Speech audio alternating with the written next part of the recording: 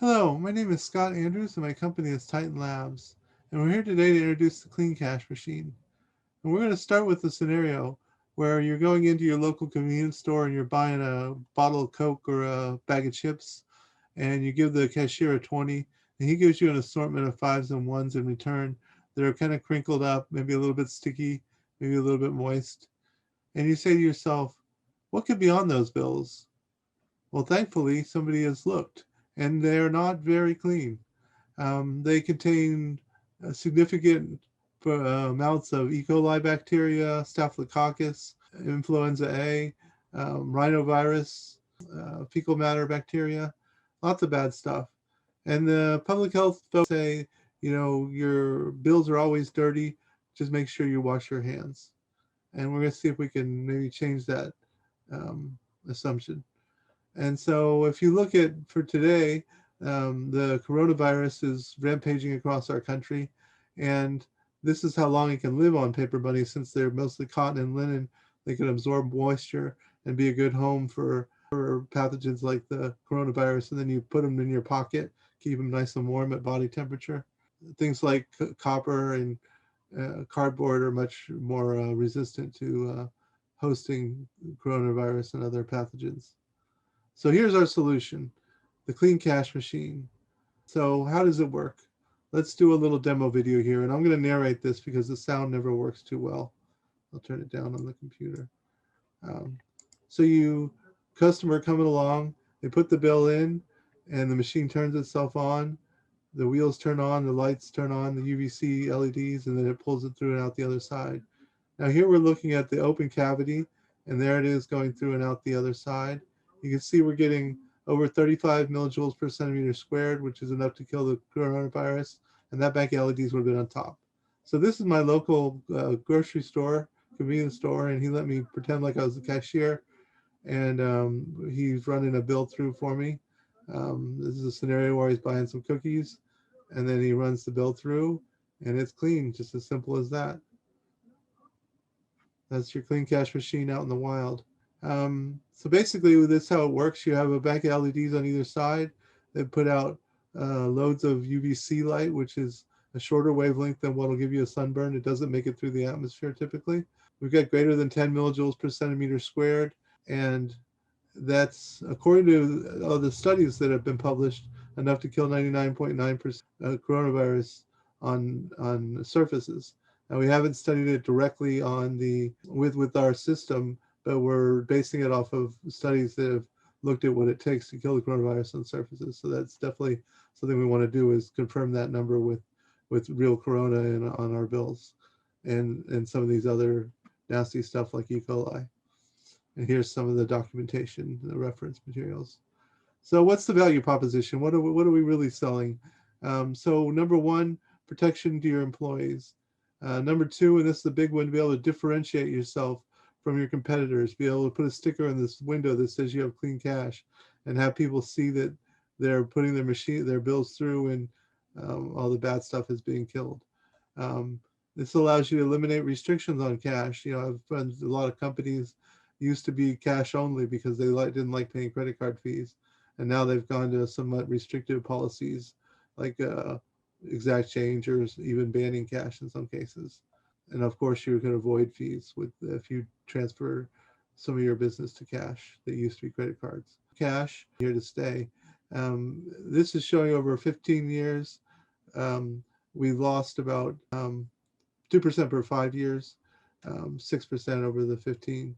And but if you look at it in the last 10 years, it seems to be kind of oscillating, trying to find a bottom. And we know that about 16% of the population is underbanked, 6% is unbanked, and that population wouldn't have access to cards. And just people like paying with cash, especially for small value transactions. Over half of small value transactions are paid with cash, around below $10. So here's an attempt to look at the market based on how much money is spent on credit card fees. So in this TAM section, we're looking at the whole U.S. retail market minus autos, furnishing, all big stuff that wouldn't be paid for with cash. And if you started 4 trillion, which is what that market looks like, About 1% of that is what they pay in credit card fees on average. Um, that's everything considered. And then if we say if we could shift 10% of that from credit to cash with the clean cash machine, then we'd be looking at um, 3.8 billion, and then we split that in half to split it with the customer. That's $2 billion market. And then we come along and we say, well, what's that? What if we just look at grocery stores, pharmacies, big box, more of our direct market than 1 billion. And then if we, for the SOM, split that in half, say that's what we can capture. That's about 40%, 440 million. So this is the high-speed machine. So the machine we were talking about before is point of sale, lives right at the register and protects the cashier and cleans anything that's coming in. So this scenario, this is for like your back office of the Safeway that might have the point of sale in the front office, and your banks, your casinos that have to deal with a lot of cash, your cannabis dispensaries that have to take in cash sometimes because of the regulations, their lack of access to banking.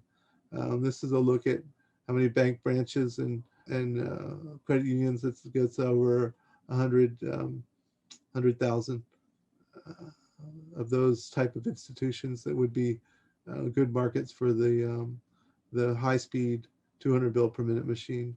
So now we're looking at the money for the point of sale machine to just to mostly be a subscription service where you have your mom and pop grocery store or convenience store. They're kind of price sensitive, so you would want to give them a month or two free to check it out, and then have them pay $100 a month.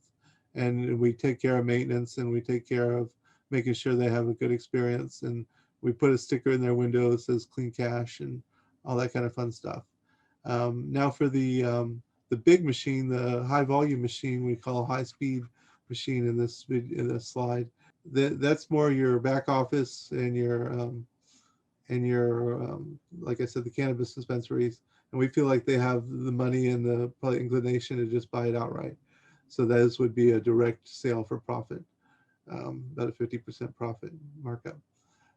So then we're looking at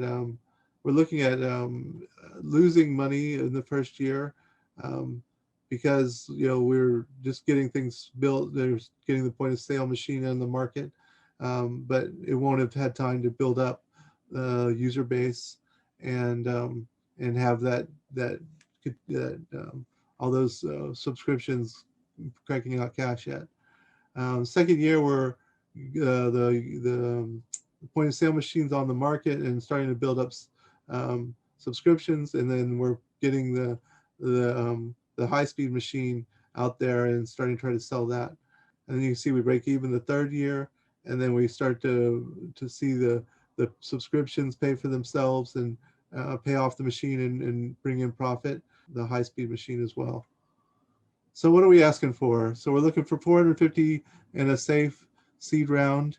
For that, we're looking to get the point of sale machine ready for production ready, high throughput, and get sales on that machine as well. Obviously, strong. So patents. We've got provisional patents now. We would file the full patents, and then lethality testing. This is we can say that based on our energy, we should be able to kill the coronavirus and all these other pathogens, but this would allow us to say we've proven it, and we've been accepted into Livermore to do testing there if we have the money, and then some broad spectrum testing, some sales, and also looking for corporate clients like your Safeways, your Targets, your Walmarts. This is our team. That's me.